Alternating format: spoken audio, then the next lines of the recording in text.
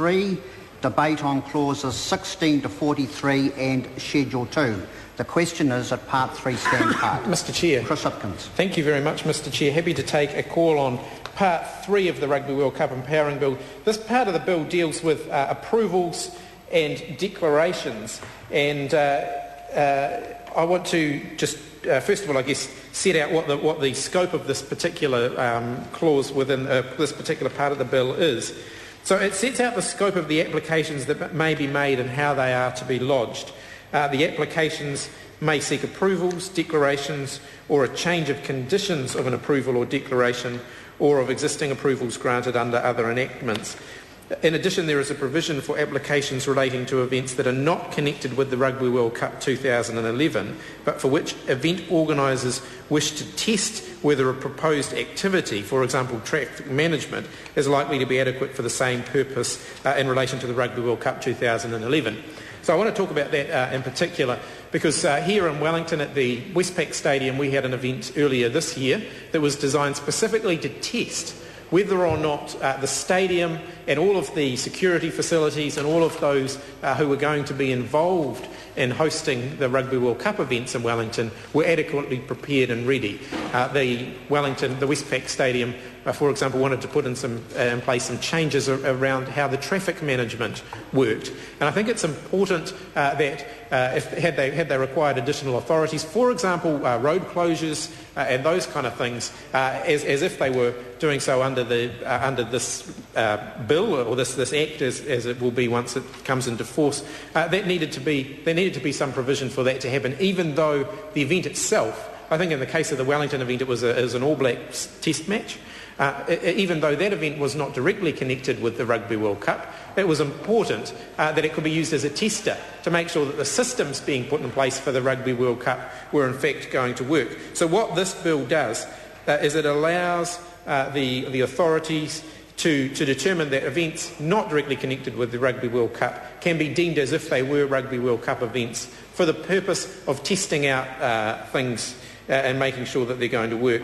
But in order for that to happen, an applicant needs to establish that measures have been undertaken to obtain the necessary approval or declaration through the normal processes, but that it is unlikely that it could be obtained in time. That's actually an important principle that runs through this whole bill, this whole legislation, and it's something we talked about quite a lot at the Select Committee.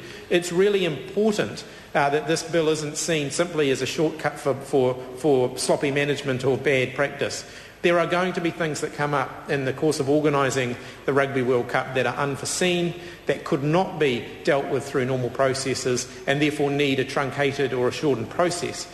But that's not an excuse for people to simply put everything on hold and say, oh, well, look, we know that the authority is being established, the minister's going to have extra powers, therefore we just won't worry about it yet. We'll worry about it further down the track. Actually, that's not the message that we want to be sending to anybody who's involved with Rugby World Cup activities. The message that we want to be sending them is, if you can do it now, use the regular processes now, and don't wait. But if you need to, then obviously these powers are going to be available. So, unless the enactment that would normally apply to an application makes no provision for public notice to be given, all applications must be publicly notified by the authority. I think that's an important point to stress at this point. We want to respect existing democratic processes and ensure that this piece of legislation is not used in such a way as to curtail the rights of New Zealand citizens to have a say in quite significant approvals processes. Any submission must be made no later than 10 working days after the date when public notice of an application is given. Now, 10 working days is a reasonably truncated time frame, so it's going to be important, I guess, that those who have an interest in these issues are keeping a close eye on what's going on. If the authority considers it necessary, or if a person with a right to be heard requests to be, a hearing will be held no later than 10 working days after the closing date for submissions. So you can see we're already up to 20 working days potentially here for something that's going to be considered under this part of the bill. By the time you have a 10-day notification period and then a potential 10-day process for submissions to be heard. Any appeal must be brought not later than 5 working days after the authority has notified its determination. So what we're looking at now is a period of 25 days potentially for decisions to be made. So while this part, Mr Chair, Chris Hipkins. Thank you, Mr Chair. While this part does provide for some truncation of the process, it doesn't I guess unnecessarily restrict the ability of people to make submissions and to be heard. There was some discussion, of course, at the committee around the notification provisions and whether or not notification, given the shortened periods, whether notification in the daily papers was required. If we're talking about a 10-day time period, for example, for notification, well, depending on the timing, dealing with newspaper classified advertising deadlines, it may not necessarily be practical to advertise something in the way that it would normally be advertised using the newspapers. So the question then became, well, is it possible for advertising to be done on a website or so forth? This bill sets out, this part of the bill sets out the methods of making any application that's going to be considered under it. It's really important. It sets out that applications must be made in writing in a form and manner prescribed by regulations or as approved by the authority. Really important, I think, that it's written application, so this is not someone ringing up the authority and saying, hey, I've got this great idea, I want an approval, can I do it? There still has to be some robust processes around that. Making sure that an application is in writing is really important. It has to be lodged for registration with the Administrative Secretariat and accompanied by any information as the case may be required and any deposit that the Administrative Secretariat may require.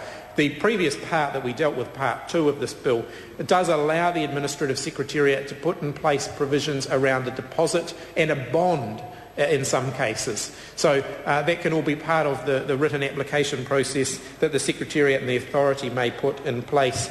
There were some significant changes to the way this section of the bill was structured by the Select Committee, mostly technical changes, so I won't go into those in great detail.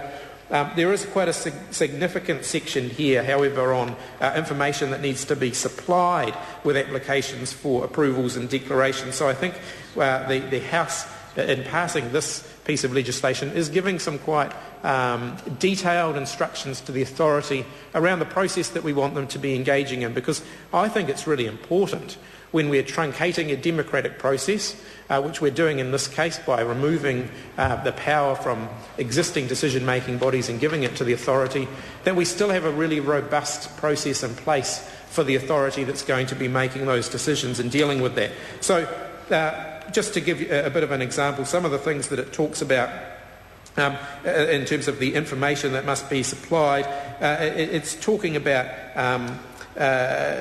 all of the information required under the enactment that would apply but for this Act. So if you're applying for a licence or a permit or whatever, you'd still need to supply all of the same information that you would need to supply under the existing Act were it not for this truncated process. I think that's a very important provision.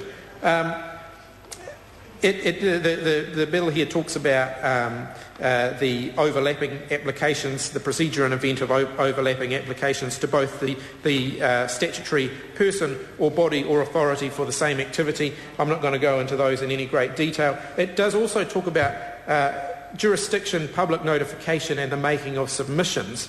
And I think that's really important. Again, it's quite prescriptive in terms of the process for the notification and submissions to be determined, and also determination of an affected person's status.